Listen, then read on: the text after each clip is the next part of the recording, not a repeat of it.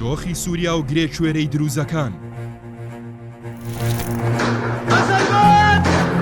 قصف جديد، قصف جديد يا شباب، قصف جديد مبنى هيئة الأركان خالص. سووریا لە دوای ڕووداوەکانی ساڵی 2011 و بەهاری عەرەبی گۆڕا بۆ مەیدانی پێکدادانی بەرژەوەندیەکان و گرێکوێرەی ڕۆژهەڵاتی ناوەڕاست. لە چەند ڕۆژی ڕابردووشدا کێشەی دروزەکان بوو بەسەر تۆپی کێشەکانی سووریا.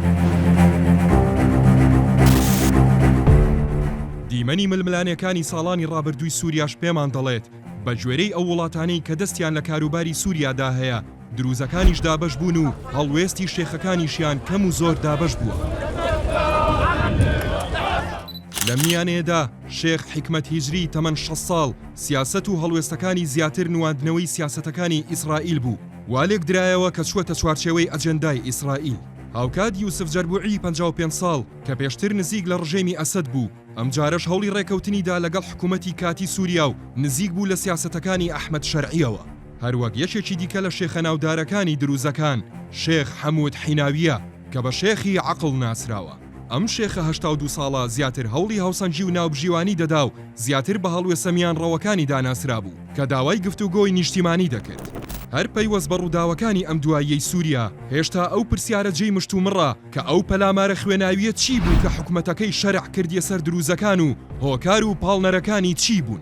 لە نێوان شرۆڤەکاراندا ڕایەک هەیە کە تورکیا کێشەکەی دروست کردووە چون تورکیا وای دەبینی کە ئاشتی و هاریکاری سووریا و ئیسرائیل بە زیانی تورکیایە.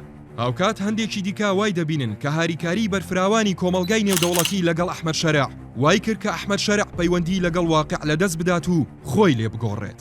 لەم بارەوە دکتۆر ئارام ڕەفعات کە ئەکادیمیەکی کوردی دانیشتووی ئوسترالیایە لە ئەکاونتی تایبەتی خۆی لە پەڕەی فەیسبوک ئاماژەی بۆ ئەوە کرد هاریکاری ئەمریکا لەگەڵ شەرع گەیشتی بۆ ئاستێک کە تۆمباراکی باڵیۆزی ئەمریکا لە تورکیا ئەحمەد شەرعی بە جۆرج واشنتن بەراورد دەکرد. ئەو لە خۆ گۆڕانی شەرع وای کرد خێرا پەلاماری سوەیدایاندا و دروشمی ئەمڕۆ سوەیدا و بەیانی کوردەکانیان بەرز کردەوە. هەروەک هۆکارێکی دیکەی پەلاماری شەرع بۆ سەر سوەیدا بەوە لێک دەدرێتەوە کە هۆکارەکە تایفی بووە نەک سیاسی. یوسف شەریفی ڕۆژنامەنووسی فەڵەستینی ئاماژەی بۆ ئەوە کرد کە ئیسلامی سیاسی بە سروش دەستدرێژی کارە و ناتوانێت بە یەکچاو تەماشای پێکاتە جیاوازەکانی سووریا بکات و بە دیدگای تایفی سیاست دەکات.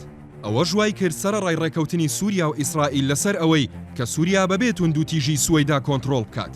بەڵام سوپاتایفیەکەی شەرع هەر کە چوونە ناو سوەیدا دەستیان بە کوشتار و شوڕابتاشین و ئەتکردنی دروزەکان کردو ئەوەش پلان و ڕێکەوتنەکەی تێکدا.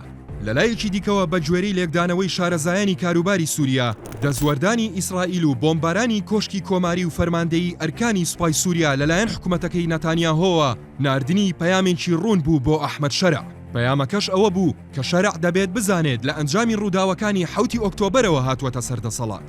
هەر بۆیە ئەوە ئیسرائیلە فەرمان دەکات شەرع چی بکات و چی نەکات. شەرع دەبێت سنووری خۆی بزانێت و لە خۆیەوە پەلاماری سوەیدا نەدات.